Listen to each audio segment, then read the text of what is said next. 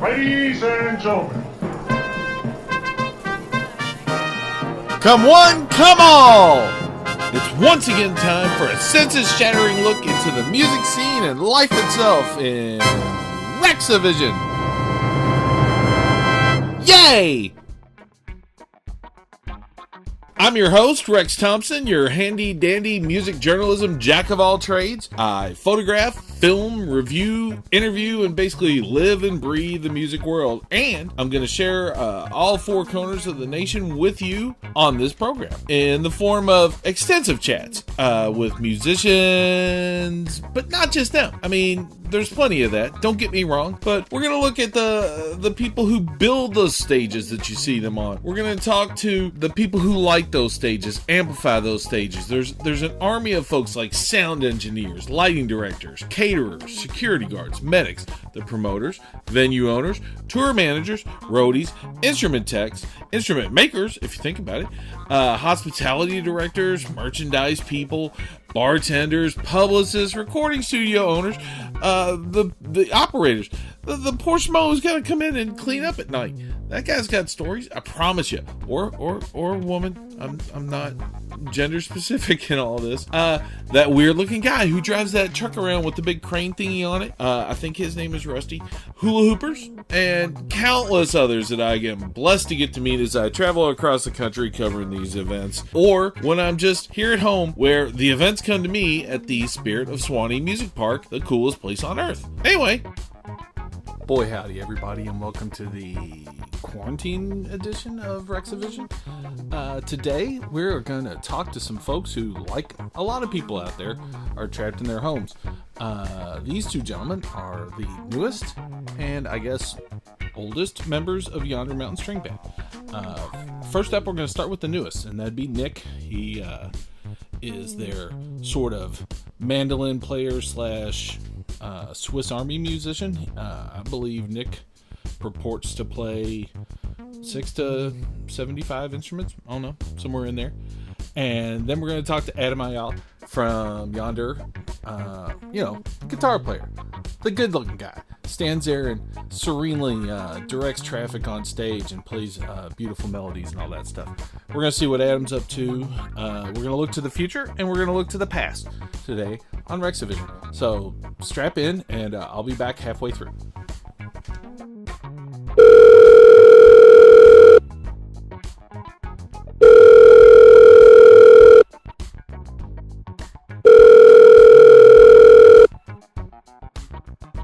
Boy howdy everybody, and welcome to this quarantine edition of Rexavision. Today we are going to talk to a couple of members of the Yonder Mountain String Band who they and their music has meant a whole lot to me, and I'm sure a lot of you over the years. And we are going to chat today with Nick, the newest member. Boy howdy, Nick. Hey everybody, how's it going, Rex? It's good. I'm glad that you asked me, because everyone is not going to respond right now because we're taping. So they'll be like, did he expect us to yell it like in the past somehow? I just really miss crowds, God. Seriously, well, let's just start with that. How much do you miss crowds? Describe it. I mean, it's like I've lost both my arms have been cut off. I mean, that's how bad it is. I know for me, I thrive on that environment. I do real well when I'm surrounded by thousands of screaming people, but like your whole gig is to like give those people the reason to scream, and now they're not screaming. That's really gotta be maddening. I mean, it's definitely a weird feeling. It's I mean, I kind of joke about it feels like you've had your arms cut off, but I mean, it's like you kind of lost the whole part of yourself, for a while. And it's just, I'm keeping busy around my house, but that's pretty much what it feels like. It's just keeping busy, biding my time. So yeah, it's strange. So one of the things I've noticed in my conversations with all my pandemic locked in friends across the country is that every conversation falls into a little bit of a pattern. How many times have you been asked if you're watching Ozark? I haven't been asked that at all. Really? You are an Yeah, not. outlier. This is going to be an interesting conversation then, because it's like every conversation I've had over the last month and a half has been, what are you watching, and have you seen Ozark, and are you watching Westworld? So Nope, not those two shows. Obviously Tiger King came up a lot. I was trying to steer away from giving that thing any more love. I can't make it through it. I can't. I don't want those people to exist. I'm sorry, what? I haven't even started it. I'm not that bored. It's brutal as you're watching it, it's like those people are out there. It's just really worrisome about society. Right. Yeah. Just even the cover picture just scared me. I'm like, oh, I don't know. Yeah, and the less said about that's the better. So I want to get into just a quick music journalism note. Can you spell your last name for me? Oh, sure. Yeah, it's P as in Paul, I, E, I, N as in Nancy, I, N, N, I. All right. Now, can you pronounce that for me? Piccininni. There we go. Thank you. Yeah, no problem. I write about music quite a bit, and over the years I've had to learn how to spell some names I never really thought I would spell and pronounce them and all that stuff. And it's like, you're just by joining Yonder. I mean, I already had to learn your name for Floodwood, but now I've got to have it like on the tip of my tongue all the time. So I really wanted to get the final word from you before I cemented that in my brain. I appreciate it. I don't want to have any, mispronunciations being spread around. There's been plenty of them, so. See, yeah, this is your chance. And before we go on, seriously, you mentioned that it's hurting you both, musically and spiritually. But is your family? Are you safe and secure? You got a good, solid place to be at right now and everything, I'm assuming. Yeah, thankfully everybody is my parents, my sister, my wife, and I. We're all able to just kind of hunker down. My wife works in a pharmacy, so I mean she's still essential, or whatever you want to call it, And but yeah, we're all doing well. Nobody's gotten any kind of illnesses really of any type. Not even a common cold. So there's not been any scares or anything, with the coronavirus. It's been good. I tell you, my stress levels have been bad because I get bad allergies, and it's like way allergy season here right now. Right. Oh yeah. Yeah. If you're in Florida. Yeah. Yeah. My throat gets all dry, and I start coughing, and I'm like, I'm gonna die. That's great for someone who does podcasts. Oh, I know. It's like, yeah, nothing like terror to make your day a little bit better. So. I wanted to talk a little bit about timing. As a musician, timing is really important. And, obviously timing is important in all regards. But, you got to be feeling a little bit bad about the timing of the pandemic beyond the simple horribility of the pandemic, because you were just starting to get your roll going with Yonder. Yeah, I mean, I've gone through every thought process, since this all started, and, I've tried to just settle into the fact that, this thought that, I've been very fortunate just to do anything that I've done with Yonder so far. I'm trying to just keep a grateful mindset, because it has been amazing already. And it's something that, many of my friends and peers would want to be able to do, and so that's not lost on me. It's a rough time, that happened. But at the same time, I'm just thankful, for what I've gotten to do so far. And they're, now that I'm tied in with them, they're keeping me busy making videos and stuff. So, it's good. It gives me something, kind of a purpose during the lockdown. Thinking about the kids and stuff like that, this is going to make a generational impact on everybody, just like 9/11 and everything. Yeah. As a musician, have you given any thought to like what sort of?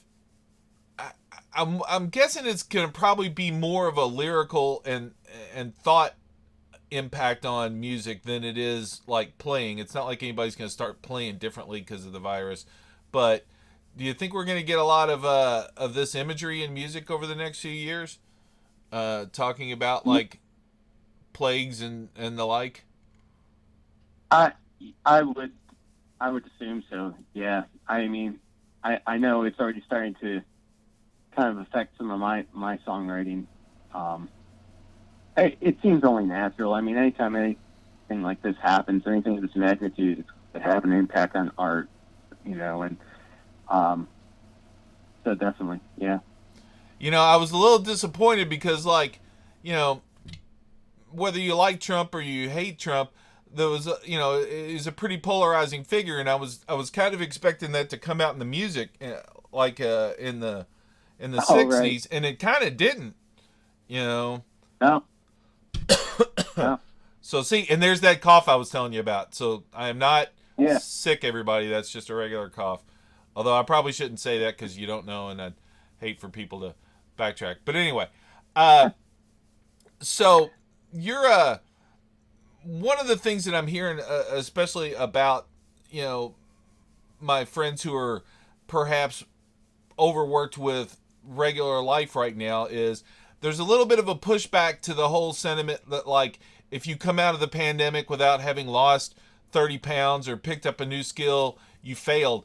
Are you like, are you throwing yourself into your practice? Are you not able to focus on that right now? Like, how's that working for you just personally?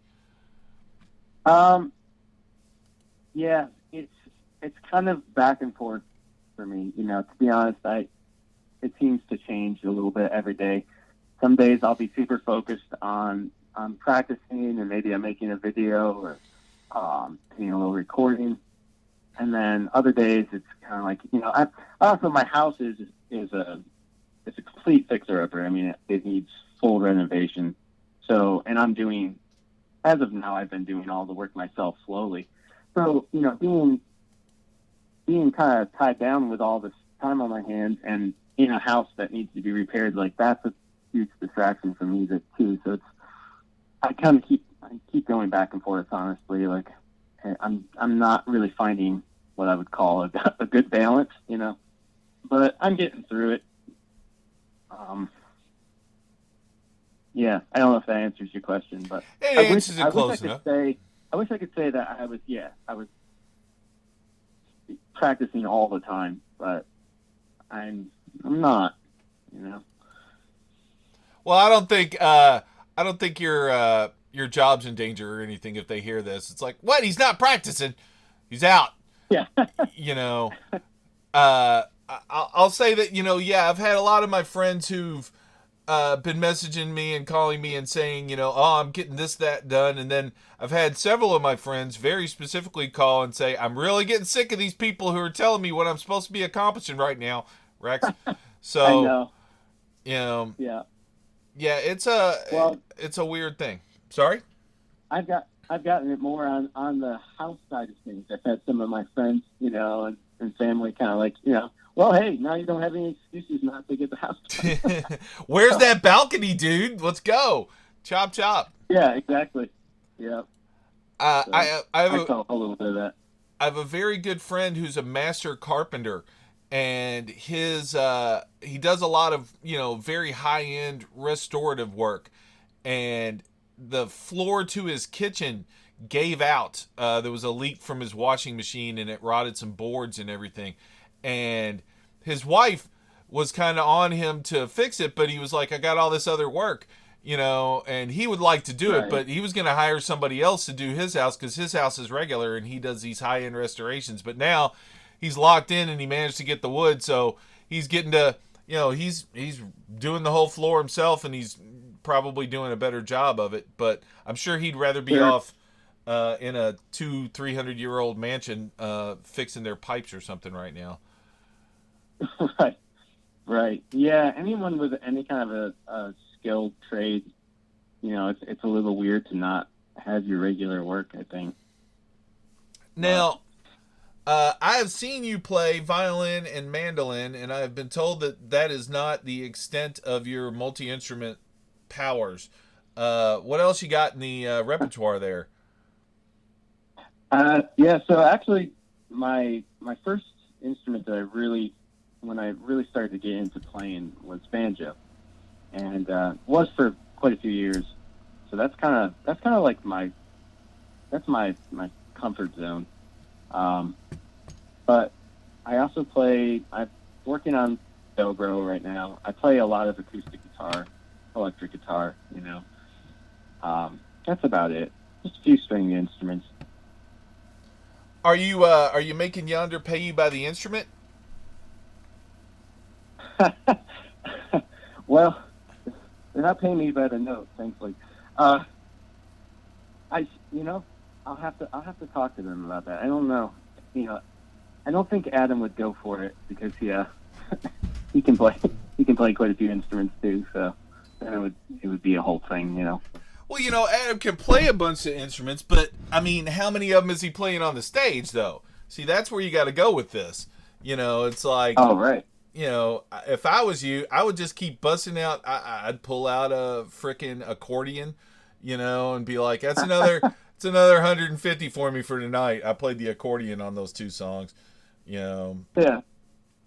I mean, All right. I'm interviewing Adam in a little bit today, and I'll put in a good word for you. Yeah. I'll be like Nick was saying, if he doesn't start getting paid by the instrument, he's quitting. This is ridiculous. Yeah. So Nick and I were talking, and he's just sorely underpaid. Here's my thing: if I can at any point cause trouble, I'm kind of down. Most specifically if it involves other people. That's the best kind of trouble to cause. Right. Yeah, because then you don't have to. It doesn't affect you directly. You can just sit back and watch it. Speaking of that, from your years in Floodwood, do you have any Al or Vinny stories that are like real embarrassing for him that I can use as blackmail? No, actually, they were just perfect gentlemen. Damn it. Everything was great the whole time. Nothing ever happened. The worst part is I actually believe that because like they're both fairly solid guys. Damn it. Right. That doesn't. I mean, in all honesty, if somebody was going to have a story, it would be Vinny. But Ooh, shots fired. What's that? I said shots fired. So, yeah. How many dates did you manage to get in with Yonder before everybody had to pack it in? I didn't count them up. It was probably 25, maybe 30 shows. Yeah, that's a solid thing. I talked to Ben. I talked to Ben a few weeks ago. It seems like about 8 years ago at this point because of the lock-in and everything. But he had high praise for you with your energy on stage and how fast you were fitting in. Do you feel like that's do you feel like you were sliding in pretty well? Well, honestly, everyone made me feel so comfortable that, yeah, I did feel that way, but I wouldn't say, I mean, who's to say why, but from my perspective, it was just everyone on the crew and all of the band, everybody was really chill and very, like, welcoming, so I just felt right at home, right away. And it was pretty incredible actually to experience that. Yeah, Yonder is a bunch of really seriously nice folks. Allie might be a little bit quick to throw a punch, but and I was gonna say, I know you both are very high energy people. Like I've heard tell already of you kind of leaping off the stage and going out and jamming in the crowd and stuff. Is that would that be a fair description of you? I did do that one time. Yeah. Yeah. Yes. Yeah. I the music tends to get me all pumped up and kind of wanting to be crazy, So, and then it's funny you mentioned that Ellie is a high energy person, and I do feel like of all the people in the band, I think when she and I, like if we do like twin fiddles or something like that, tends to just ramp up, get each other going. Yeah, I got to tell you, when Ben was talking about that, specifically about the twin fiddle thing, I was getting like, just salivating over the idea of like maybe sometimes you and Allie doubling each other, sometimes you holding down a more traditional thing while she goes on one of her psychedelic bents and all that stuff. I was really seeing some mad possibilities with the sound and all that stuff. This is maddening in that regard, because I mean, I was legit, I've been working on this documentary, and you might not have been aware of all of this stuff, but you were definitely going to be in it and still are. But like, just talking about how much I love this music scene and all these great stories, and that was like one of the stories I was looking forward to seeing unfold, is like you and still am, for the record, is you and Allie shoulder to shoulder going nuts. But this was like where I was going with the original thought. Thing is, you are both really high energy, and like, I don't know if you've ever seen the band Fruition. They have a lot of that running around and all that stuff. You and Allie need to be careful not to like wipe each other out in the middle of a show, is where I'm going with this. I don't want to see you running to jump off a stage and her flailing her arms around getting crazy and her just knocking you unconscious as you were running by or something. So thank you. I'm glad for the advice. Well, sometimes, there's been things that kind of scared me, that have happened. Not necessarily with Yonder, but just over the years of performing. When one or more people on stage are getting, that caught up in it, stuff can happen.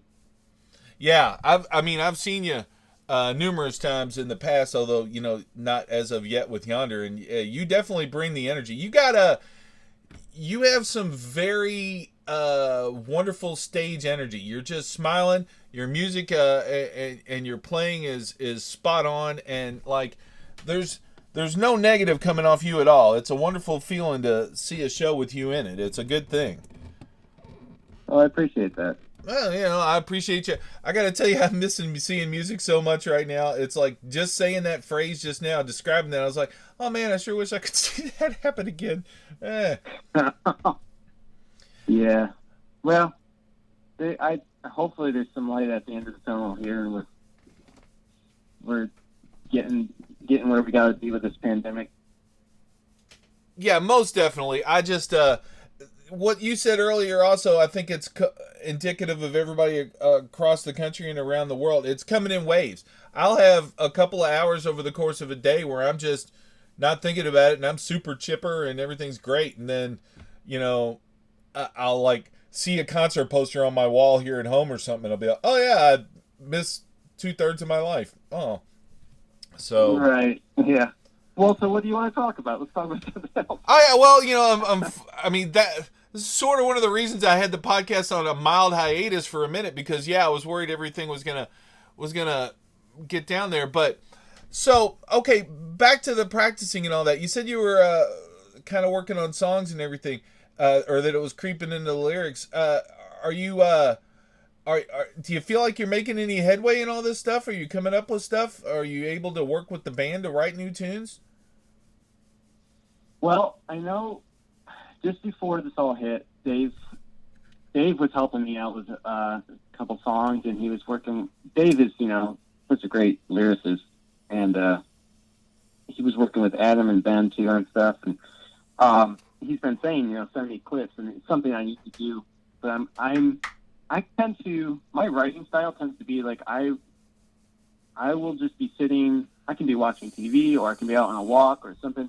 All of a sudden, I'll just start like humming and kind of like mumbling out sounds, and like I'll have something that I'm just like, okay, it's kind of built around an emotion more than anything, and so I'll record a little snippet like that, and then I'll set it down and come back to it maybe in a month or something. Just going through my phone, I'll be like, what's this, and then I can kind of come back to that feeling, whatever it was that I was feeling, and start to maybe try to write words around it or whatever. But so I've got a lot of little pieces like that have been popping out. Maybe I come up with a chorus or just a verse and a melody for a chorus, So yeah, I can work with them a bit. I need to need to send them off to Dave really and have him kind of finish up some lyrics for me, or kind of he's great at like tidying up a song, making it a song. We all need editors. Yeah, definitely. Even the folks who don't think they need them. Would you say that's a general thing for your composition stuff, that the ideas come to you on the fly, or let me rephrase that. Do you find more ideas come to you on the fly than they do if you sit down and try and come up with one? Yeah, I never ever have had any success with just, okay, I'm going to schedule in this day, in the afternoon for these hours. That's my time to write. That'll work if I'm already a ways along on a song. If I've got a verse or two in a chorus that's pretty strong, then I just want to, if I'm refining a song, that's fine. But as far as like coming up with new ideas, that stuff always happens when I least expect it. And I say it's built around an emotion because it's a lot of times it's like if I'm feeling really sad or I'm feeling really happy. Say it's a sunny day and I'm just feeling kind of elated, all of a sudden I'll just start humming something and I'll be like, wow, that would be, that could almost be a song, and that's kind of how those things happen for me. Yeah. The ability to create on a timeline is rare and sadly a valuable gift. It's right. just right. Being able to whip up. It's that thing from the movie The Devil's Advocate. You're talented, but can you summon it on a moment and make it work for right. you and all that stuff. It's just really so hard with Inspirato. How you say you let things lie a bit. Do you have any idea how long the longest gestating idea that actually made it into a tune, how long that was from start to finish?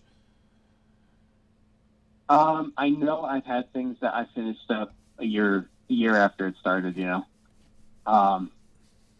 Yeah, probably about a year would be the longest that something's gone. After a year, I think it's safe to say it's lost, or maybe it got dissected and chopped up and put into other songs, even some of the thoughts or ideas or the melodies.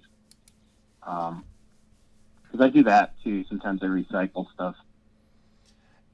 And that's always interesting to me. How do you make that call that it's time to give up on the one idea and take this cool little melody and break it up and throw it at other stuff? Yeah. That's a good question. I don't really know. I don't know if I do it at the right times or with right ideas, but for me, a lot of times, like, lyrics are harder. Melodies, I have melodies all day long. Lyrics are a little tougher for me, and so if I have, say, it could be a line or even just a concept, and for whatever reason it's just not working with the melody I'm trying to work it with, or I'll just say, well, that's I like that lyric, I like that thought, and I'll just save that. And that'll usually end up going into something, a stronger song. Gotcha.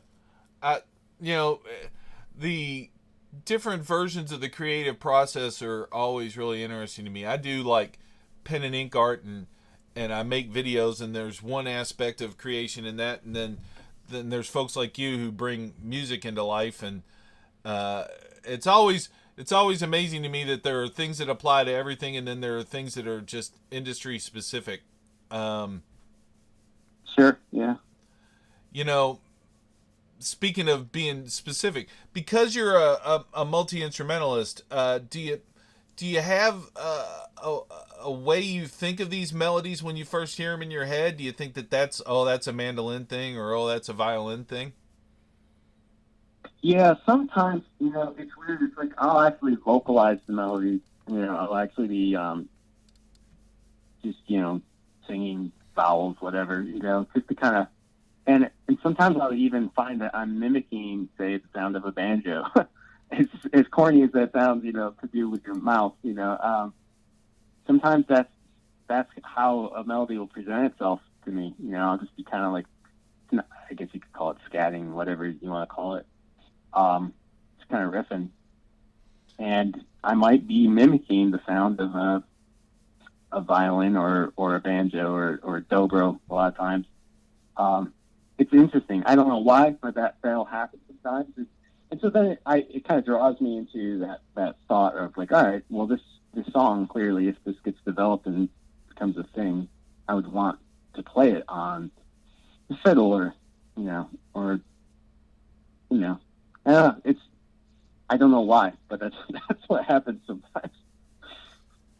Yeah, specifically, like the banjo, just to use that example, the banjo is a very percussive and a resonant instrument.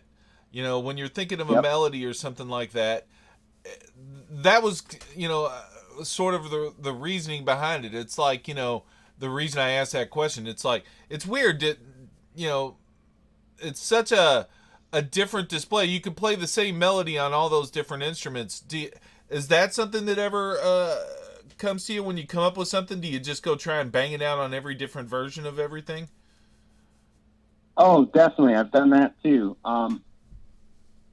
Sometimes if I'm not really sure what instrument I think is the best suited, I'll just try it out on all of them and see what, which ones it lands comfortably on, what's the most natural. And sometimes it's not the one you think it'll be, Yeah, it's just that's my other favorite part of the creative process is just the sometimes the trial and error gets a little frustrating because it's like you have to keep discarding ideas or whatever, but it's like that process is just so cool because it's like there's just so many different ways you could take something, and finding the version of it that fits you the best is so interesting. Is there a song or anything that you can point to, like that you've been a part of that felt the best to you when you got done with it? Does that make sense? I think what would be like a kind of a personal favorite of mine. Yeah, I was just saying, is there anything where the creative process that you were involved in felt particularly satisfying in writing a tune or whatever? It might not just be the best question in the world, and we can totally cut it. I just that always makes me wonder. It's it's interesting. I never think in those terms really. Like because by the time I get finished with one song, it's like I'm on to trying to work on the next, and I never. That's a very interesting question because it makes you think, why do I not just sit and appreciate what's happened? It could be that, you're not taking time to examine things because you're in the heat of the moment of the creativeness, and that totally makes sense too. I'm a ponderer. It's both a blessing and a curse. I like sit and think, well, why did I'm just trying to find ways to streamline or make my processes more efficient. Always trying to do that, and that's sort of why I'm always reviewing it. But there's always other approaches. It sounds like to you, you're just gonna keep chasing the dragon, so to speak, in the non-addiction version of that, I guess. Yeah, it's interesting to me, like all the different things that you think like with being creative, like it can't always come down to your past experiences or, like there's not always a cookie cutter way of creating, what worked for you in the past might not work now. And sometimes doing the thing you don't expect or that you thought might be bad, sometimes just trying it, like you said, trial and error, like the way that will like, all of a sudden you'll be on to something different. You'll be like, oh, well, I don't actually like that, but now that makes me think about this other thing I could try. And it's interesting. We have these incredible adaptive brains. I wanted to definitely try and steer us towards a very positive ending of this because I think we all need a lot more positivity. And the fact that our brains can suss these things out, it's our intellect and our quest that's going to fix this problem right now, as far as I'm concerned. Science is going to save us, if anything does. So Sure. it's nice to know that there's creative people like you out there in the music field, because that I relate to you. I understand what you're talking about, and that just reinforces the knowledge that the other creative people out there, that they got this. You know. Yeah. Yeah, we'll be fine. So let me ask We'll be a couple of positive, rappy, uppy kind of things. What are you looking forward to the most about getting back out? Like in a regular world, and then in your concert world life. What are you looking forward to, just on a personal level? Um, Honestly, I think like being able to go to a restaurant with my wife and just have a sit down dinner in a restaurant. I'm really looking forward to that. Have a drink, have a meal. It's funny how you take that for granted. Trying to think what else. Do you have a restaurant or a meal you're looking forward to going to? Uh, you're asking the wrong person. I love all food. Okay, no, I'm just trying to get everybody to tangibly look forward to something. That's sort of my thing. If you're tangibly just looking forward to a restaurant, that's great. I was just seeing if there was like a particular steak at a particular place or whatever that you were fired up for. No, all the food and all the drinks. um, I'm also really looking forward to just being able to like visit my parents, like just be in their house and sit on their couch and chat with them again. I haven't done that in a long time, so that'll be nice. Are your parents close? Yeah, we're less than a half an hour apart. But I've gone over there once since all of this just to talk to them outside, but it was kind of strange. It's been cold here too, so it's kind of hard to do. But then I started hearing other things that maybe you don't want to be outside or whatever. So anyway, I haven't seen them really too much in person. So I'll be looking forward to that. Nice. Just being able to have a normal visit with them, something that's taken for granted. Now, in the realm of taking things for granted, what are you ready to re-embrace about the? I mean, I would bet even the most jaded musician is ready to sit in the shittiest green room in the world right now if it meant that they got to go on stage. Yeah, definitely. Everything to do with the music business, like it's interesting how like we get so caught up in our career and our career path, and it's just you're always trying to push forward, and sometimes you look around and you see what other people have that you don't, or all that kind of stuff. And I gotta believe that pretty much, like you said, every musician right now is just, we're all dying to just get out and do it again. If you take for granted just the process of playing music in front of people, or even if it's not in front of a massive crowd, if it's just playing in front of two guys that are kind of barely paying attention to you at a bar, like it's still better than this feeling of only playing in your living room. So yeah, I'm looking forward to that. Yeah, I am looking forward to smacking the people who aren't paying attention to pay attention right now during one of those shows. I'm with you. Well, Nick, thanks for taking some time out of your home repair schedule. I will say that the people I spoke to setting this up mentioned that you were being Joe Handyman right now, and I was impressed by that. So I'm glad Nothing's blown up yet, so that's good. I'll say this: I measure almost all of my repair projects on did it explode. So you're winning as far as I'm concerned. Well, dude, I've seen you play, but I haven't got to see you play with Yonder, and I'm very sad to say that it's going to take a few minutes probably before I get to do that. But I cannot wait to be out in the crowd and see you jamming up there with Allie and Ben and everybody. So yay for you being in Yonder, even if it's the pause, and yay for the future, man.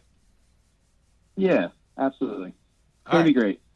Well, Watch out for the weirdos, and hang on for a second after I click off here. Okay. Bye, everybody.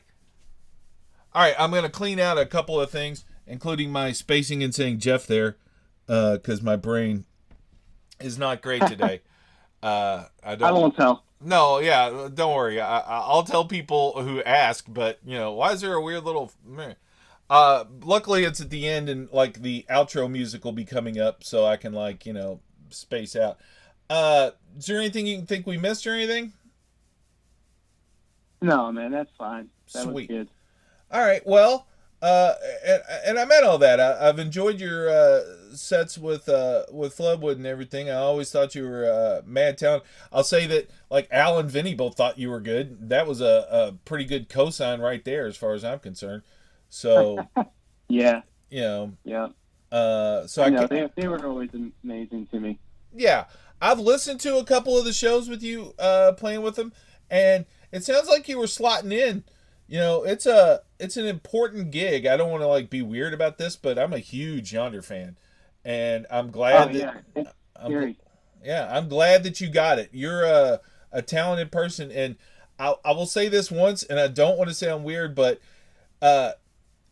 we needed somebody who had some energy to take the spot that you took, and I am glad that you are in that spot now, is the best way I can put that, if that makes sense. Yeah, well, thank you. So go kick ass, dude. And build your house. Yeah, all right. All right, talk to you later, brother. Thank you. You're welcome. All right.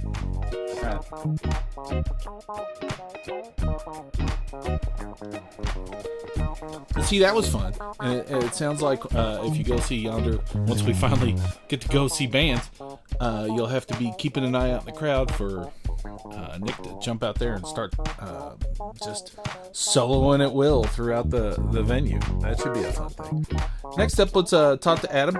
Adam's also a first-timer to the podcast, but I've interviewed him a time or three before, and I've seen Yonder 100 times easy. I'm looking forward to seeing him again, once again, when we're allowed to see shows. I miss concerts. I miss the crowds. So anyway, let's talk to Adam and his apparently great big box of the past. Boy, howdy, everybody. We're back again with yet another member of Yonder. It's Talk to People from Yonder Day. Now we have Adam, whose name I always say wrong when I try to pronounce it out loud. So, boy, howdy, Adam. It's Aijala. I know. I can say it right in my head. For the record, I made Nick spell his name for us earlier. So That's a heck of a last name too. Well, technically, the pronunciation in Finland, it's a Finnish name, is Aijala, and there's dots over all the A's. But in America, we say Aijala. I used to live in Kentucky, and I'm telling you right now, there's their partner. Kentucky is like a sister state with France, and we have a Versailles county, and they pronounce it Versailles. So nice. I am well aware of the Americanization of things. Yeah, like there's a town in Colorado that in Spanish is Buena Vista or Buena Vista. Yeah. But in Colorado it's Buena Vista. So there you go. So, I was of two minds about firing up the podcaster and all this because I had it in my head that every interview with an artist or a production person would be the exact same. What are you watching on Netflix, Adam? Well, it's funny. It's probably the same stuff. I mean, as everybody else. I watched Tiger King. I watched Ozark. And here comes the other one, Westworld. That's HBO. But yeah, So basically, I've been sleeping in, staying up late, and working in quotes, meaning not playing gigs, but a different form of work, which we can speak of, obviously. But so like most of the TV stuff, I'm not even starting to watch anything until like 10:30 to 11:30 p.m. And then we watch 1 to 3 episodes, and I'm in bed anywhere between 1 and 3 a.m. and then wake up late, make coffee, eat something, and then start over. See, you have the fun built-in excuse of keeping yourself on rockstar time. Because, Well, usually I get into the mode when I come home to try to get back to a sort of a normal schedule. But my wife and I have just both been staying up late, and so we're just in that mode right now, sleeping in. The dogs are cool; they're sleeping in with us. They start bugging me around 11 to want to get up. As long, dogs are animals, especially dogs they're really good at adapting to your schedule as long as you keep a semi-regular schedule. Like they can figure out how to adjust when they need to pee, as long as they know that they're going to be able to get that one last pee in at 1:30 in the morning before you go to bed. They can make our dogs are rock stars in that regard. I don't think. I mean, we have a dog door, which helps, obviously, but they can hold it for a long time and they don't complain. So, but now that we're home all the time and the dog door is open, they pretty much do what they want.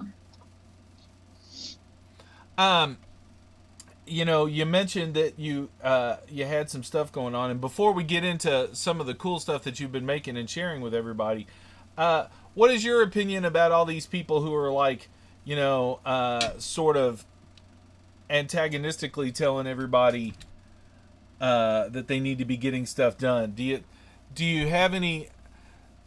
Who's saying that? I'm not hearing. No, so I've seen there's a pro and a con of this. I've seen a lot of people saying, I'm getting so much done, and like if you're not learning a new language or if you're not knocking 20 pounds off right now, you're wasting this quarantine. And then I've seen a lot of my friends who've been saying, I'm working from home and teaching my kid, and y'all need to calm the hell down with all that noise. Well, I mean, I could, regardless of a quarantine type era or part of our existence or not, like, I don't really want anyone telling me what I should be doing. There you go. It's like, hey, you know what? I live my life. If I'm not hurting anyone, let me do whatever the heck I want. So yeah, I mean, basically it's an excuse for people to talk about themselves and what they're doing instead of just minding their own business. So a lot of people need that attention. They need to be like, hey, look at me, look how prolific I am at blank, or look at how, how much I'm getting done, you loser, you're not doing anything, Or, I mean, maybe it's not to that extent. Again, I don't do social media, so I don't really know what's going on, which is why I asked what you meant by that. But there is always that, Dave and I think Dave coined the phrase, and we use it all the time, to say that for you, for me, like you do something, but you do something like to say that you're doing something great, but you're actually doing it just for the attention, Gotcha.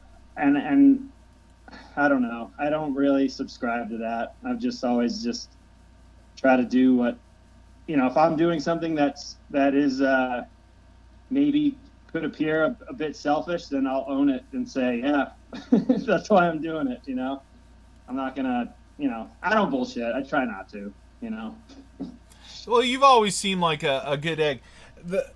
One of the reasons I mentioned this is because it hits a little bit close to home.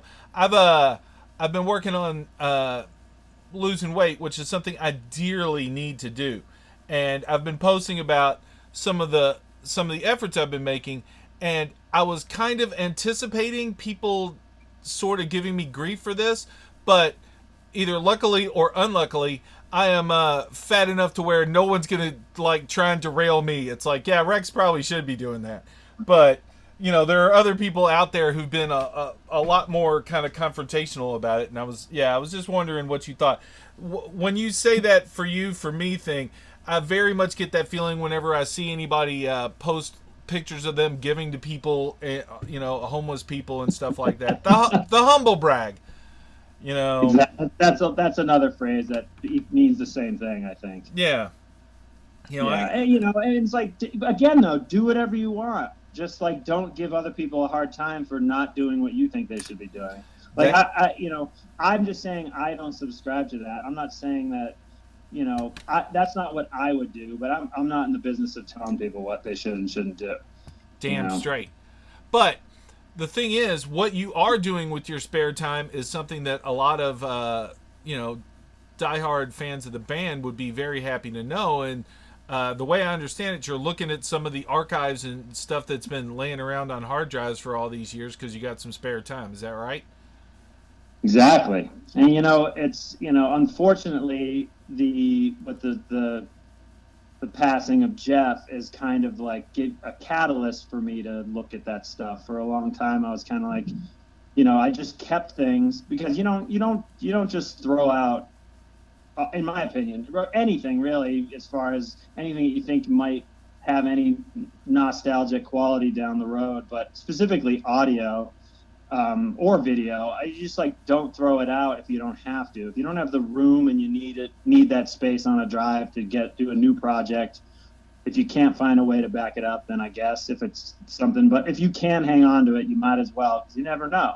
And that's kind of the mentality was with Yonder from day one. Granted, we didn't have the gear back in the early days, nor was the technology really there to, be able to record that often. Nothing like the cell phone cameras and even just voice memos for recording new song ideas and things like that.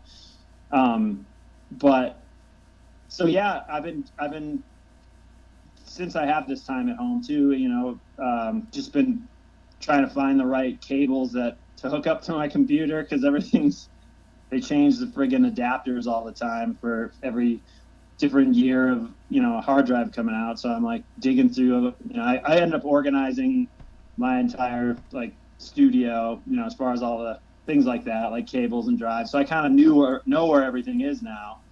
And I had done this earlier in the month, or a couple months ago, and then only in the last couple weeks have I been digging into audio. I've been digging into video for longer than that. Back in 2000, or let me think. Well, so basically late fall, we used to store gear at a place in Denver, and they called and said, hey, you got a couple roller cases here that are yours, and you should come pick them up. And they were old travel cases that we didn't use anymore because they were pretty beat up.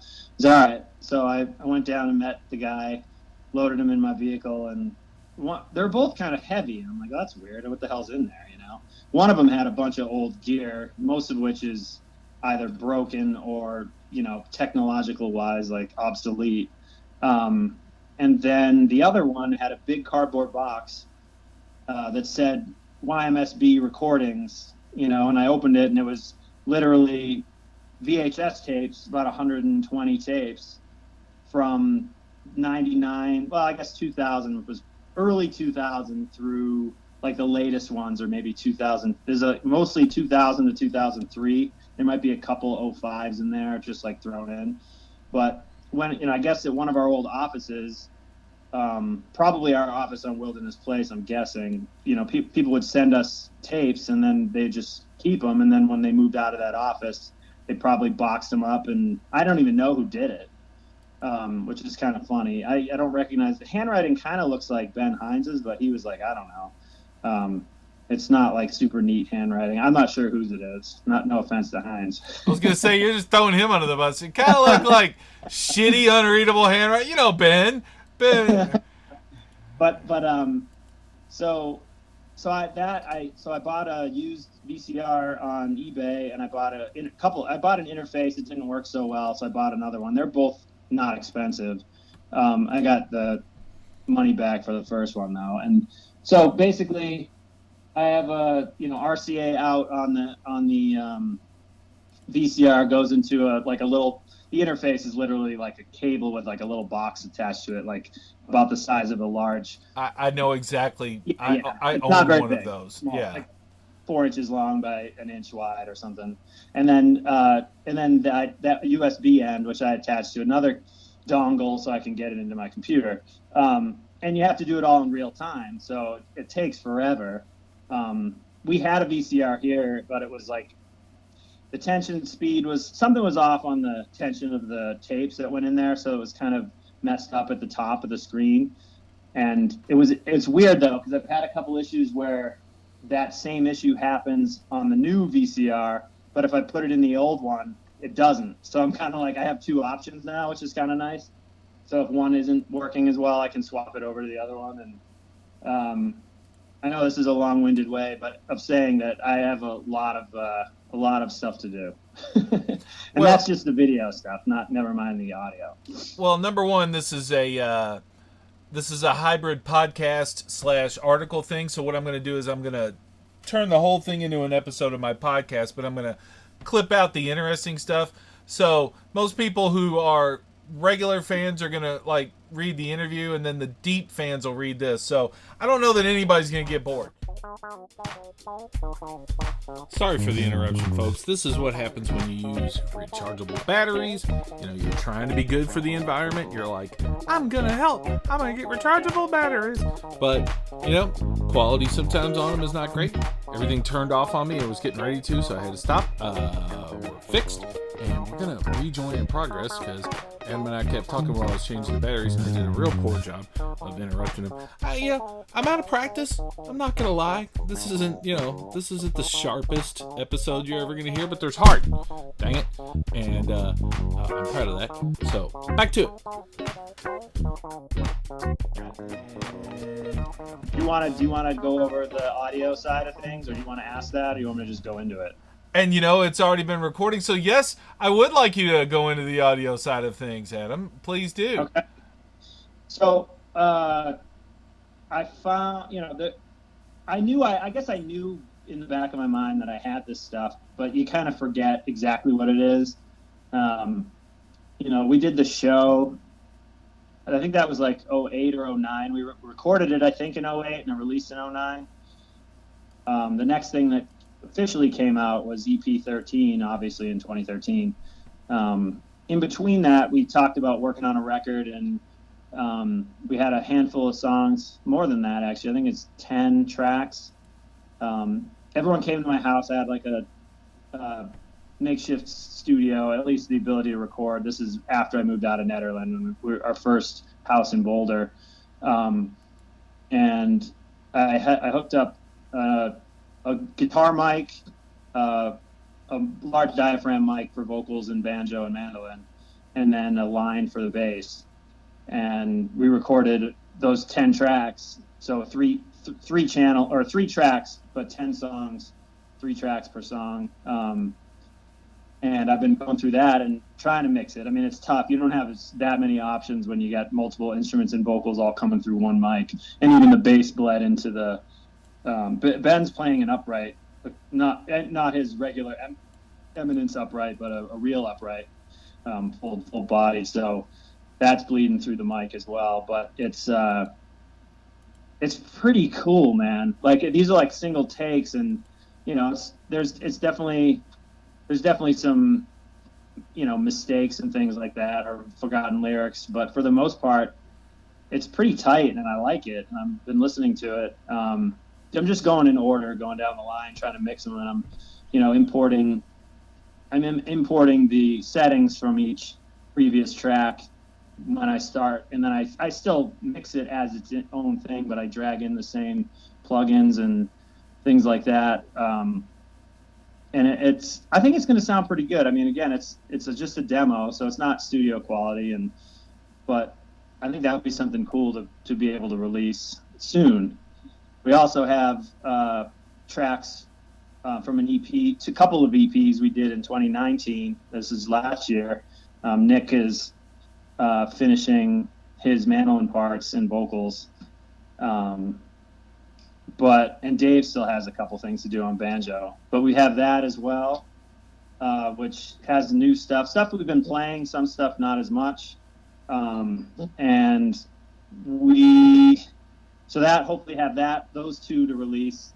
A couple different EPs there. I think each one's got anywhere from 4 to 8 tracks each. I don't know how we're going to divide them up. I forgot, but they're all kind of all in one folder. So, but they're sonically, we have like kind of like an idea of like a punk, for lack of a better word, a punk EP with like more like some covers of punk tunes as well as some heavier stuff that we've written.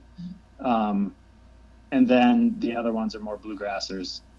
And we have ideas for a new album. We haven't, we've been talking about it now that I think Ben has a neighbor with a studio. Dave has the ability to record at his house. So does Nick, and so do I.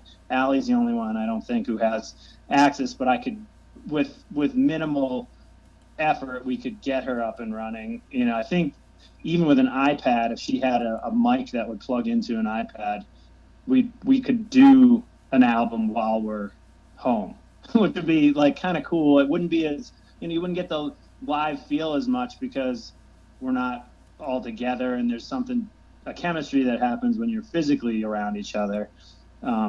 But because of the situation and that we have this music, that's another thing we've been toying with. We have probably 10, maybe a dozen songs that some are done, some are still in the works of being done, but all of which we haven't played live, like all brand new stuff.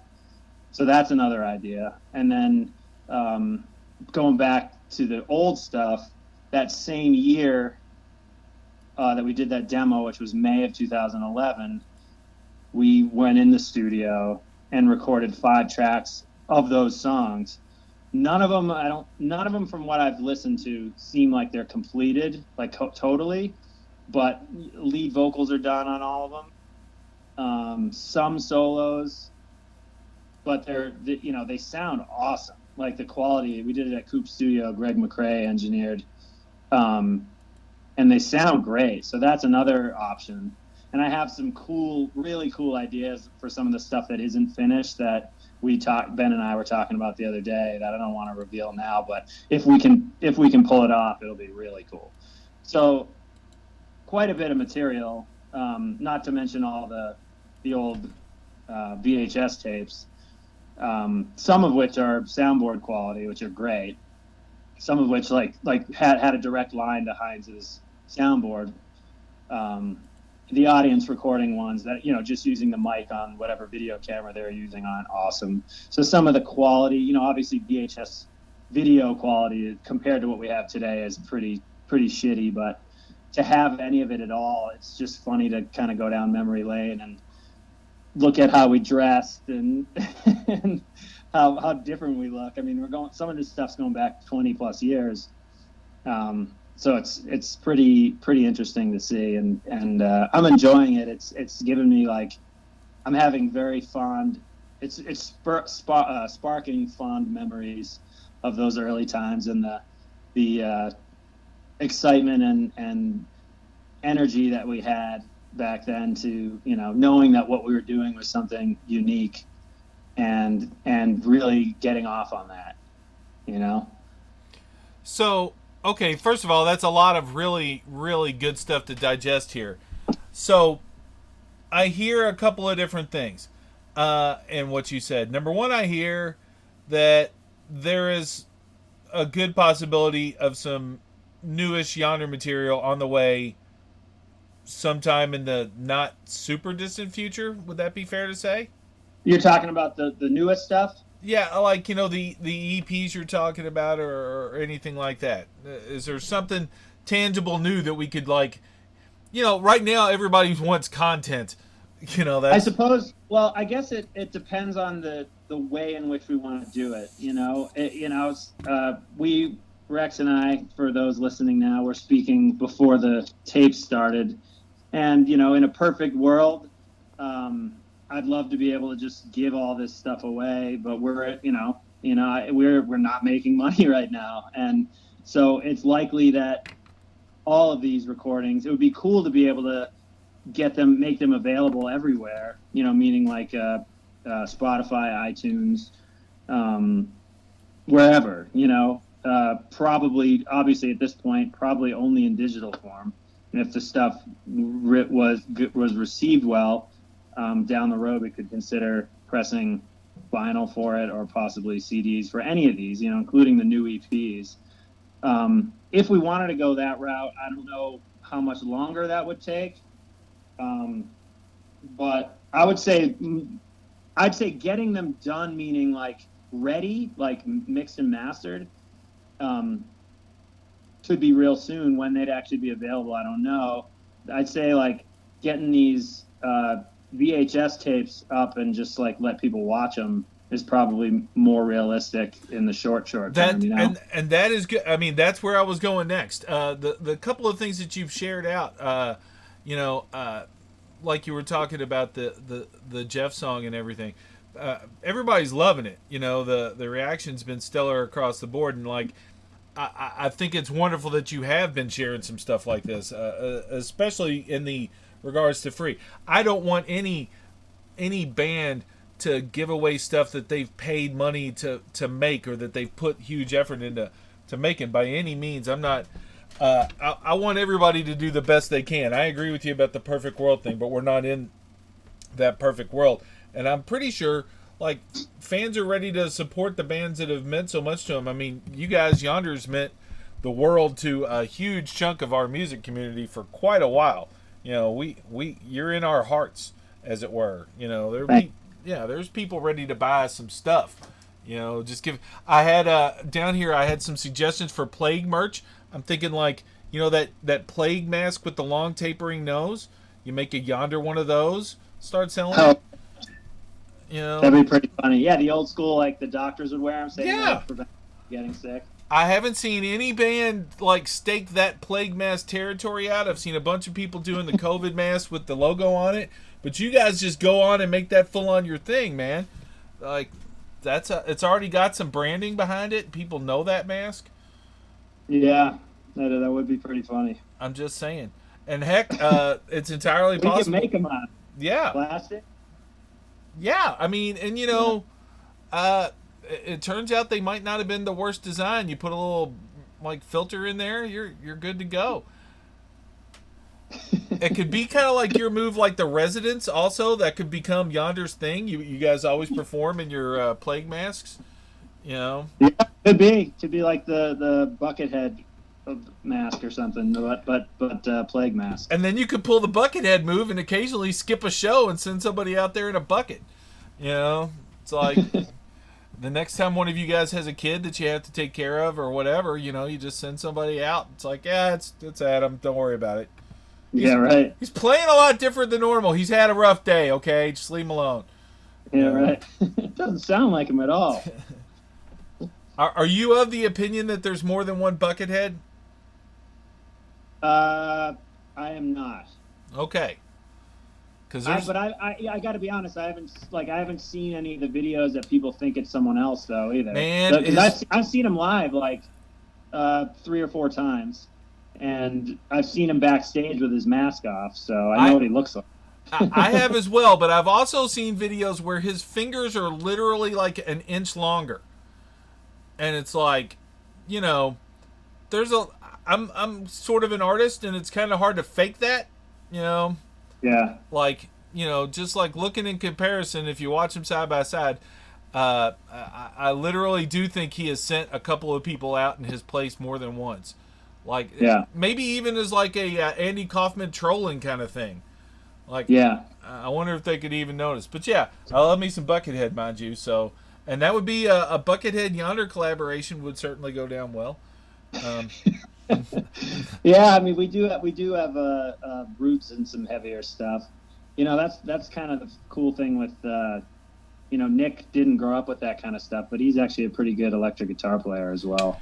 Yeah, let's move into that. As I alluded to, I interviewed Nick earlier today.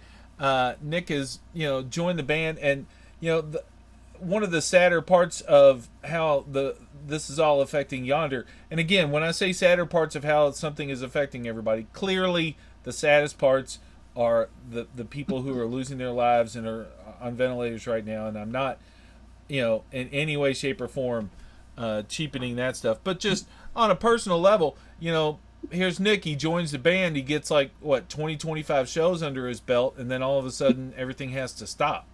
That's got to be a little weird. Yeah, I mean, it's hard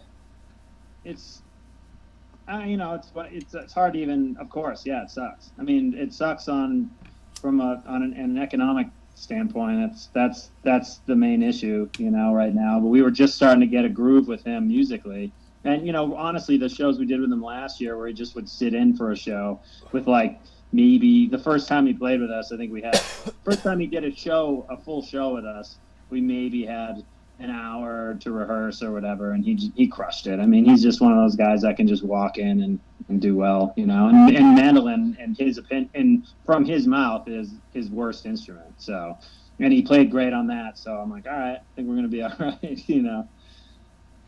Now, you mentioned his multi-instrumentalist stuff, and I've heard tell of a couple of big him on fiddle jamming with Ali kind of things. Just to let you know, in the interview with him earlier, I planted the idea that he should get paid more for the amount of instruments he plays. Well, yeah, I'll have to. I mean, no one's getting paid anything right now. Well, yeah, true. Granted, a higher percentage of nothing is still nothing. Well, if you get paid per note, then probably Dave would get the most. But if Nick's playing multiple instruments, maybe Nick. But Ben would get the most per note. See? And, you know, there's algorithms now that could crunch that for you. Yeah. You know, well, I mean, if everyone was getting paid the same, then Ben would have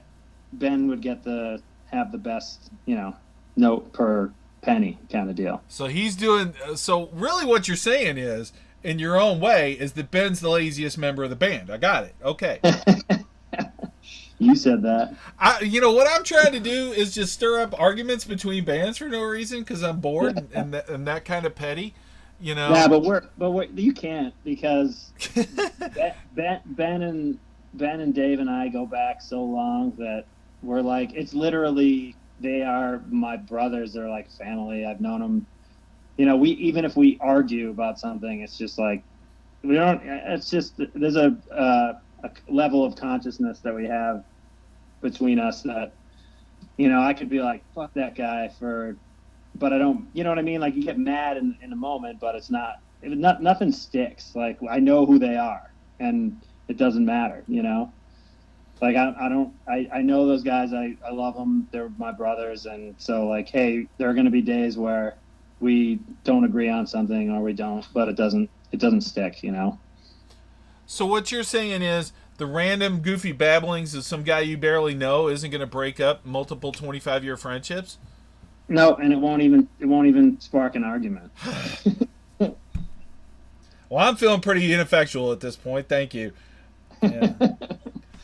I mean, I guess it was mean-spirited of me to try. You know, so okay. I haven't seen the new lineup. I was actually, you know, I've been working on this documentary series that was supposed to be filming the festival season this year. Yay! Right. You know, that was really fun to reimagine your entire life all of a sudden. But you know, I was really looking forward to it. So I don't actually know the answer to this question. How are y'all standing on stage? What's the stage order? Who's standing next to who? So stage left, going left to right, Nick, me, Ben, Ali, Dave. Also, Allie's moved down to the other side. Correct. She moved there. Her and Jake switched even. So that she's been like that before, Nick. Okay, I think I'd actually seen one of those switches now that you're mentioning. The reason I was asking is Allie is a high energy lady. She's a jumpy, you know, get down person, and Nick will flat jump out in the crowd and start jamming. Yeah. So they're both pretty funny. So my concern was that you were going to get sandwiched in between them. You know, because Allie had been standing on your left and Jake had been standing on your right, and I was worried that you were going to have these high energy people bouncing into you, you know, throwing you off the whole time. Yeah, well, it's nice that Nick's wireless, because then he's not going to be tripping over, you know, running his cords over everybody, and because he likes to move around. Yeah, I think so far, like I said, it's been, you know, what did you say? I think it was between 25 and 30 shows total that he's done with us. You know, it's been really fun.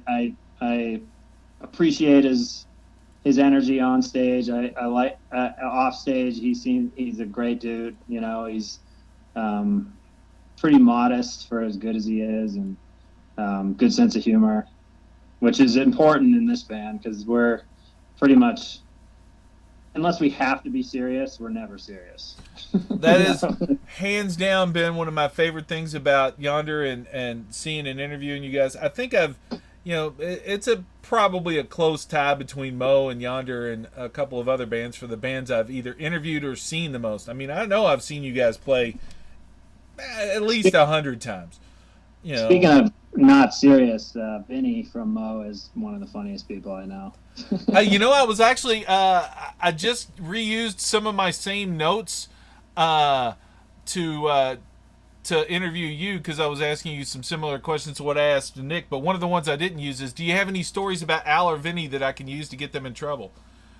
No, I'm not gonna. No, I mean most of the stuff is just carrying on and sarcasm, and like even Vinny's from upstate New York. I'm from Massachusetts, so there's definitely a close. We're steeped in sarcasm, and it's pretty obvious. He Italian roots. There's a lot of sarcasm there. So. Well, Vinny was the very first main guest on the first episode of this podcast. Whatever 100 episodes ago or whatever. So yeah, Vinny is definitely one of my favorites. I just always try and have a little bit of extra firepower for the next time I see Mo because they like to they throw shots at me and I'm like, oh yeah, then why did you lose your cat for 3 weeks, Vinny? Just any kind of thing to throw them off their balance. We don't.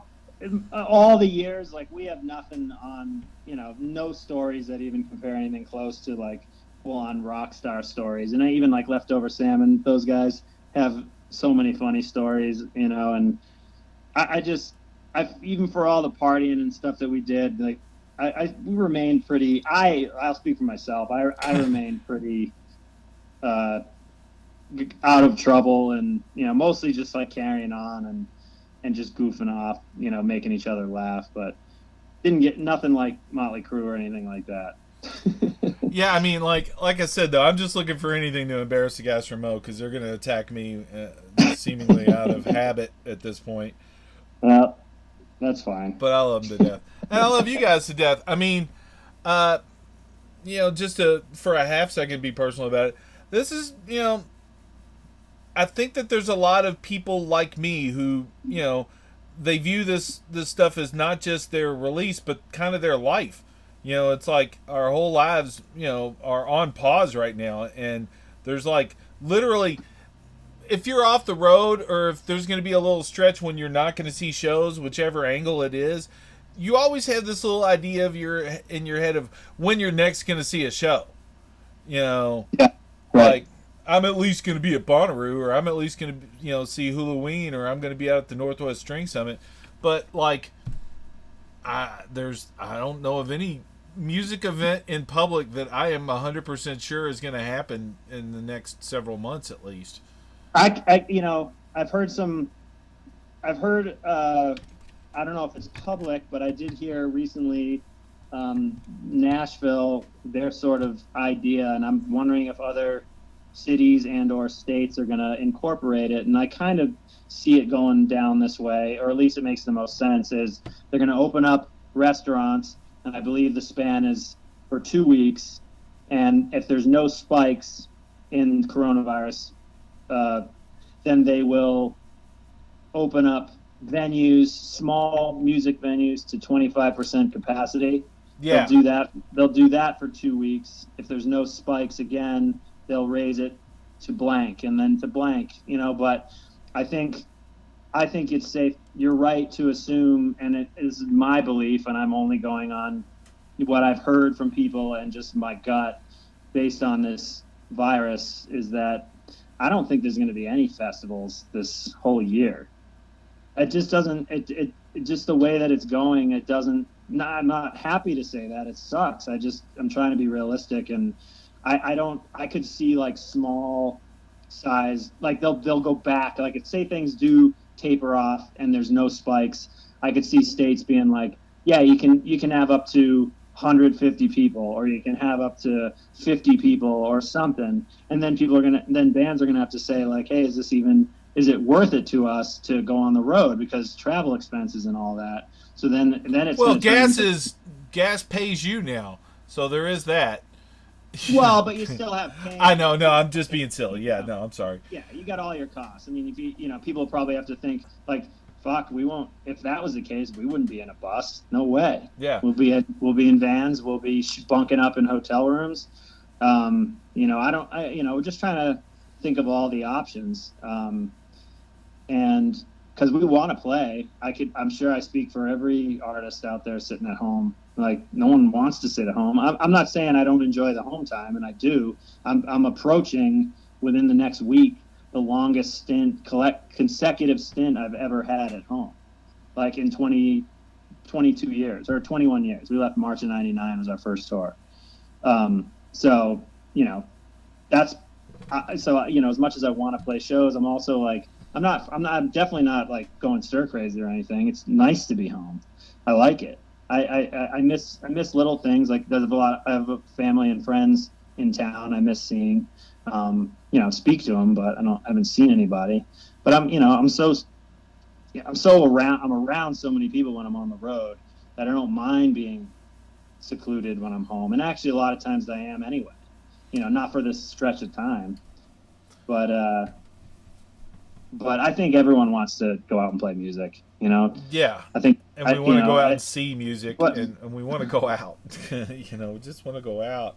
Well, if people can, obviously, I guess it's dependent on everybody's personal internet connections. But if they can figure out to have zero latency on these video chats, and people could literally jam at the same time live with everyone from their own house, then that could open up a whole different thing, which would be so cool.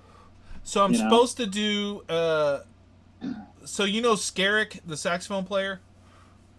Not personally, but yeah. You know who I'm talking about. Okay. Well, apparently he did a video stream with some company that's really that's kind of new, that's doing like video aggregation, and then my friend Freakbass did one with that same company, and apparently they have a little bit of an idea about that same time streaming to like sync everybody up.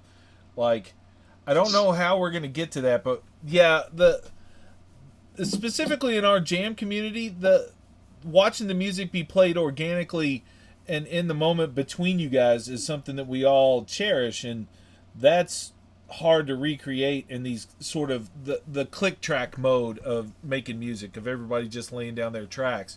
We lose the improvisational, you look at somebody else and say, I'm going to take a little extra bar on this guitar thingy. Well, the cool thing about the I don't know if you've seen the videos I've been posting. I've seen several of them last night. I honestly, I've been head down on other stuff, but yeah. We just posted one this morning. I just finished it yesterday. It's been cool because we're not playing to clicks. Whoever's singing the song just, not every time, but the majority of the time, whoever sings a song just plays it at their own. And then, me being the one editing it, I'm listening to these, going over it and trying to sync everybody up. It's definitely wavering, the tempo it's not to a click track. So there isn't a live element. Granted, like you said, you can't look at someone and say, hey, I'm going to take an extra solo here or anything. But I feel like I'm purposely not overthinking the editing because I want it to breathe and kind of feel live. And it does feel that way to me because it's like, obviously you get one take at your solo or a couple takes. And if you clam it, it's just like, okay, well, I guess that's what you're getting. It's like I'm not like, oh, you got to redo it, you made a mistake. Like, that's just kind of the way it is. The other thing, and this is going to be this is my personal artistic sensibilities talking here. I generally when I make like craft art, when I draw things, I draw in black and white, and one of the reasons I do that is I'm poor, so I don't like to paint and all that shit. But one of the other more real reasons is I think that limitations breed innovation. And I'm really interested to see, like, I don't know if you watched the 2 episodes of Saturday Night Live they've done since, the whole thing started, and they filmed all their parts from home. And the first one, it had some moments to it, but, it was clearly kind of limited by what was going on.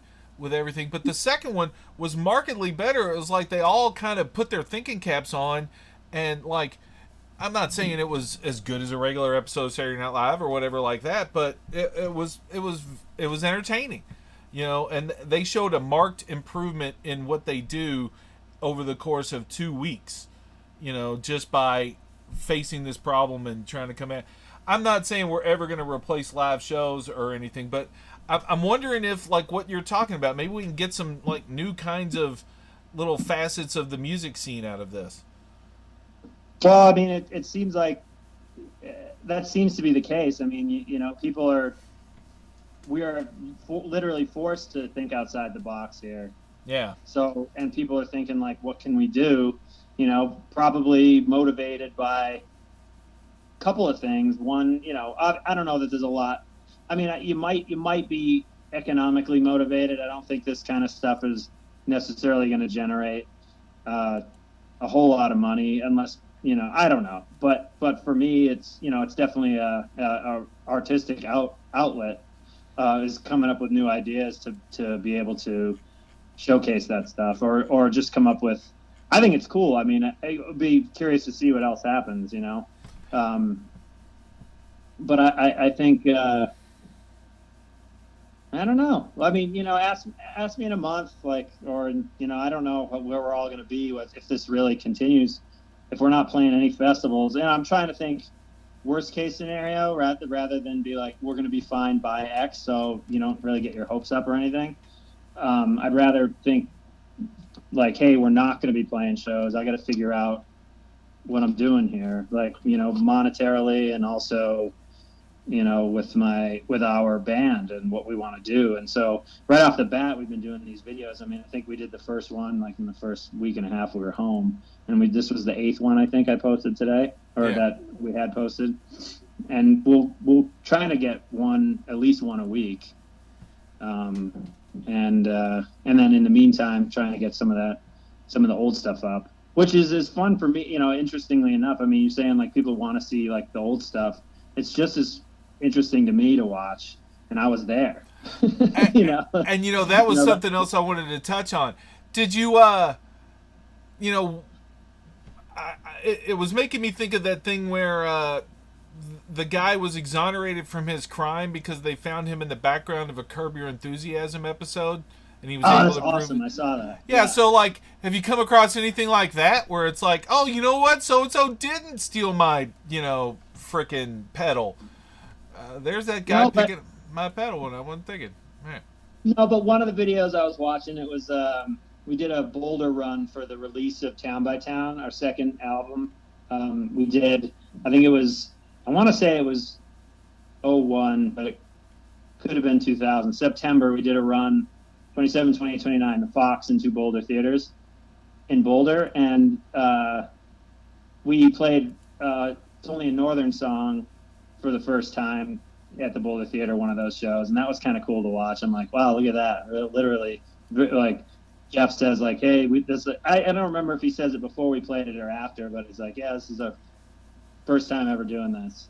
And, and doing songs like there's some really old stuff like that no one has. And you go to setlist.com and it's not even up, like stuff from our very first tour.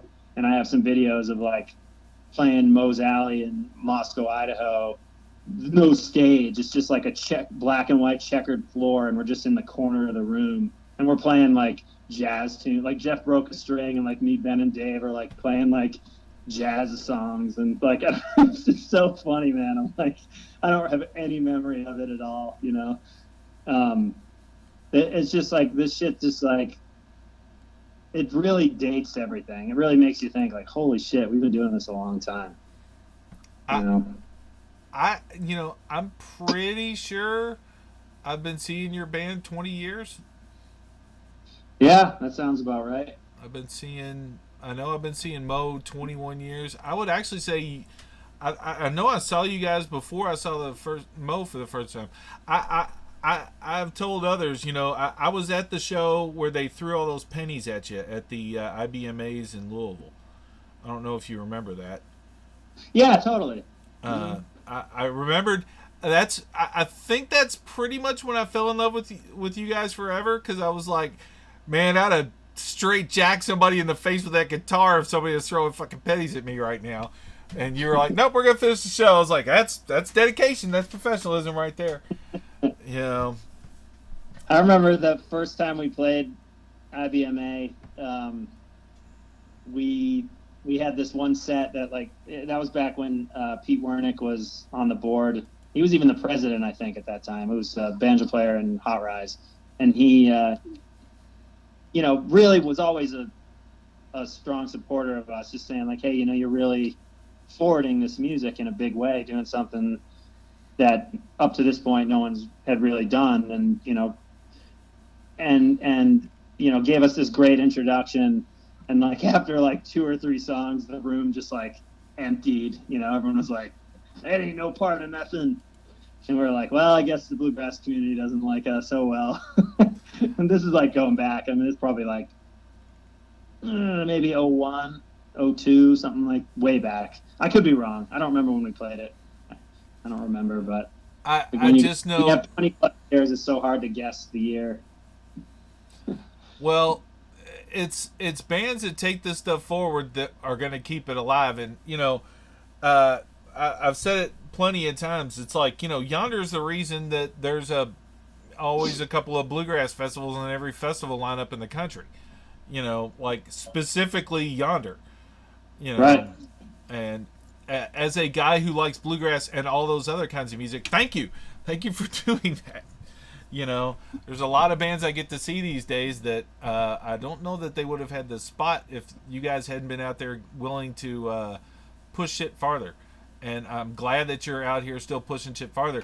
But I'm also, as I'm looking towards the future, I'm also ready to see just a bit more of these sneak peeks that you're pulling out for us from the way past too. So it's a weird juxtaposition to be kind of mixing these brand new videos of stuff we just recorded and then going back and like mixing that demo from 2011. I'm like, it's funny to, there's a lot of commonality, but there's a lot of difference too. And I'm not just with the lineup, even with our own playing, like individually, like the people that are still in the band that were in the band in 2011 and now, meaning me, Ben, and Dave. Yeah. So it's kind of funny to go through that. And, cause I purposely I try not to dig into one thing too much because I don't want to like burn out. So like I'll mix like 1 or 2 songs of the old stuff, and then I'll go to the new EPs, or I'll start working on one of the videos, and kind of so I have like a bunch of projects going at once. It keeps everything a little bit more interesting for me. Coming from a TV generation, I probably have a hell of a lot more what do you call it, attention span than maybe kids now, but definitely not as much as my parents had. Well, just know that even us older folks can lose our attention span thanks to our exposure to all this glorious new technology. Yeah, right.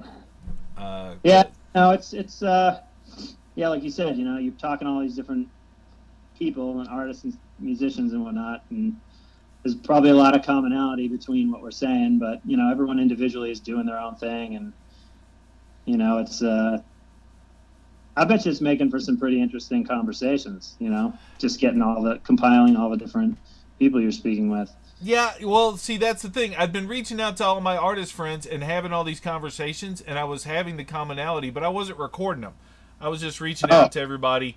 I had put the podcast on sort of a quarantine hiatus too, because it's like, sort of, I didn't want to, but then I realized that, I'm just a natural bugger of people and sort of interviewer for no reason. I was calling all my nurse friends. I because of just the life I've lived, I know a lot of people, like a ridiculous amount of people in like every field that you can imagine, and then iterations of them in different cities around the country. So, I went on a tear where I called 12 of my nurse friends and like got the lay of the land where they are and everything. And then I was doing that with the musicians, and I was getting some interesting responses, and that's kind of what made me think maybe I should start these conversations, even though they might be a little samey. you know, it'll remind people. One of the themes of the podcast, and I always end with a thing, is that we're all in this together, and maybe the fact that there was commonality among all these creative people might sort of reassure people somehow, I guess. Well, I think in general that even beyond the world, basically at this point, is all kind of in the same boat. Yep. There's obviously there's a lot of professions that that are still, if you're in the tech world, like, if you're doing, if you're working with apps or, computer data programming and stuff like that. I mean, I'm sure those jobs are still rolling just along fine because you can do them from your house. Entertainment industry, including sports and, Broadway and all of us, is probably hit arguably as bad as could be, or, I don't, because that the whole point is, conventions, people put on big conventions and, those are like the large gatherings are what are going to get hit the most and take the longest to come back from. I'm not going to, it's out of my hands, so I'm not going to stress it. If I'm not happy about it. No one is, but I'm getting better the older I get. If it's out of my control, I can let it go. For the most part, I have my moments, but for the most part, I'm able to just be like, hey, you know what? I just hear my dad. He's just be like, suck it up. Life's not fair. Like when I was younger, say stuff like that. So I hear it, and like that blue collar mentality, kind of like you gotta deal with just suck it up. As I just hear him saying that, and I just say whatever. I'll just keep. I am staying busy, and for being home, I'm far more busy than I normally am when I'm home. Because of all this stuff. A lot of times when I come home from the road, I need to decompress, and I like to just chill and sit around, play with the dogs, and exercise. And I'm cooking a lot more. I'm out of necessity, obviously. I like to eat at home when I get home anyway, because I've been eating out so much. But it'd be nice to actually hit a restaurant if I could. But I think this is. Well, our tour manager Zach said, maybe this is, and I agree with him. You could look at it as like, a lot. I've heard it said like this 2020 is going to be a quote lost year, and this is before I read that quote. Zach said when we first got home from, our last show was March 12th. When that first week we were home, he was like, yeah, maybe this is a chance for everyone to like hit the reset button, and that kind of is how I'm looking at it, and I wish there would be some sort of like long-term change worldwide, globally from all this. Maybe that's a bit idealistic, but I think it's going to come. I really do think that that's going to come, but it's not going to come overnight. Like, you look at how 9/11 seeped into everybody's consciousness. And I mean, if you just look at it like the Avengers movies. Like, the Avengers movies are disaster porn. Like, everything ends up with... No, I mean, it's what it is. Like, New York gets attacked by an outside force and brave heroes jump up and smack it back. That's 9/11 fantasy fulfillment. And like every other one of those movies... But those movies have made all of the money.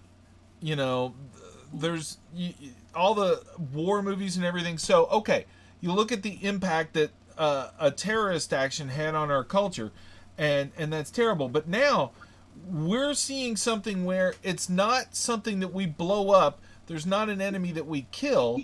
This is going to be a problem that's solved by science. It's going to be solved by people who have compassion in their hearts, who decided to dedicate themselves to the medical field and all that stuff. We're seeing a problem that is affecting the entire world and is affecting the entire world in an unprecedented way get fought by intelligence, wisdom, and compassion. And I really hope that those lessons seep in as well as those, jingoistic lessons seeped into our culture from 9/11. Well, I mean, I agree. I mean, I would hope that too. Maybe I'm more jaded. I just don't know that. I kind of feel like we're learning so much about the less planes in the air and less traffic, and how all these, like Beijing and cities in India and even in Denver, like the amount of smog is just like gone, and like the ozone layer, the largest ozone layer, closed up, and we're learning all this stuff. It's like, are we gonna learn anything from that, or is it just gonna be like, once the green light is on, is everything just gonna go back to the way it was? And I think, like, maybe in your inside, in the mind, maybe I could agree that maybe some people will have some different outlooks on things. Maybe people will be a little bit smarter about saving money, or things of that nature. There's going to be a lot of people with a lot of toilet paper in their closets from this point forth. Well, that's funny you say that, because I've always ordered way more than I'd ever need, and I don't know why. It's just like, I always have it. So I'm not in a position right now where I'm like cutting up old shirts or anything yet. Well, I generally keep a lot of toilet paper on hand, but I will admit I am now starting to see the edge of my toilet paper stash, and I'm like, that's an interesting. I mean, I've only gone to the store 3 times in the last 6 weeks. I was an early prepper when this started coming down the line. I was like, oh yeah, this is gonna happen, So I cajoled my family members, and I personally went out and bought a bunch of stuff slowly. I didn't clean any shelves off, but in the past 2 months, I have not seen toilet paper on the shelves. So, yeah, I haven't been to a store. I've been just ordering stuff online and just trying to be preemptive about it, because it takes a while for if you're doing like Instacart or Amazon or something. It sometimes can take a week to get produce even. So you just got to think, like, am I going to need that in a week, kind of thing. And luckily I've been trying to stay ahead of the game, for sure. If I have to go out, I'll go out. I'll wear a mask, whatever I got to do. But trying to just obey what I know. They're lifting some restrictions in Colorado soon, at least for like, they're gonna have like retail stores open for curbside pickup things, and we need to open back up some stuff. I'm not one of those close everything down forever people by any stretch. I just, I want, like what you were describing with Nashville's situation, which is the first time I'd heard that, and I like that. I just want some reasonable, this is how we should do it kind of stuff. I just, I want a better job of communicating with us. I'm ready. I'll be brave. I'll throw the mask on. I got one right here. Well, it's. I think it was smart to do the enforcing that they did. They, obviously probably should have done it sooner. If you look at other countries that had done it sooner, granted, you're talking 300 plus million people, and Americans don't like to be told what to do. And so I understand. We needed to reverse psychology. Other countries don't think we could stay in early. The other countries don't think we could handle it. Who said that? China. Oh, well, screw them. We can be in time. Right. Yeah, right. I think, I don't know. I'm just hopeful that,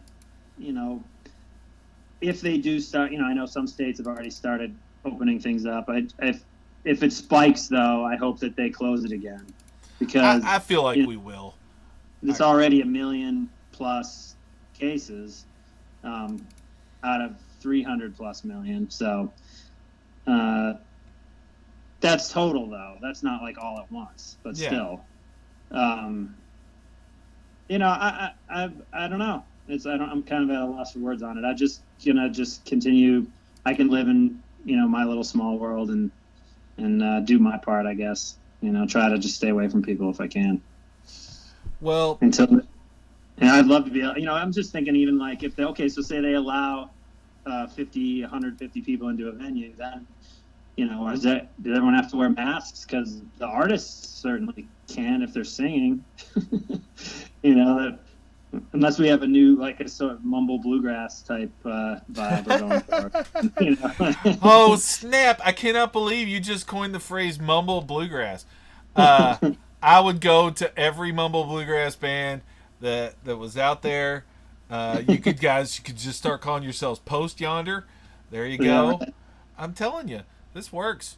Yeah. See, I figured we'd solve the whole problem of the quarantine and the virus on this conversation. Thank heavens. Nice. Adam, I'm glad, dude, that you're staying safe. Yeah, you too, man. I can't wait to see what you guys bring out to us. And lady, guys and lady, don't. Right. She'll cut us. She will cut us, sucker, if it comes to it. Please keep sharing stuff with us like you're doing. And I believe that there's I wanted to say, isn't there a Heinz thing that we can talk about that's real right. quick now? Yeah. So Heinz has been doing these. I think this is volume 4. Heinz just, he records. Ben Heinz, our front of house engineer. He's been on the podcast. Yeah, he's been with us since September 2000. So, again, someone else that is like a brother to me. I've known the guy forever. And this volume 4 is just a collection of stuff from 2020, basically since this year. It's like 9 tracks, some new, some old stuff. Corona's on there. Well, of course. Yeah.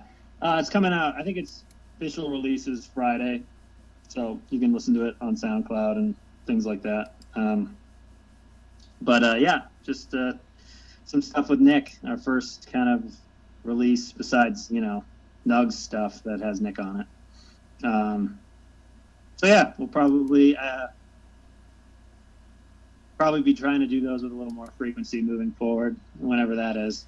I don't know when touring is actually going to get back at it, but we'll see. Well, I know if there is a stage and it is safe, then Yonder is going to want to take it. Thank you for coming on. As I tell everybody, please hang on for a second after I do the goodbye so I can make sure that this thing finished recording. Adam, stay safe. Write some songs for us, and we'll be ready to hear them as soon as we can. Yeah, thanks for having me on, Rex, and glad you're hanging in there as well.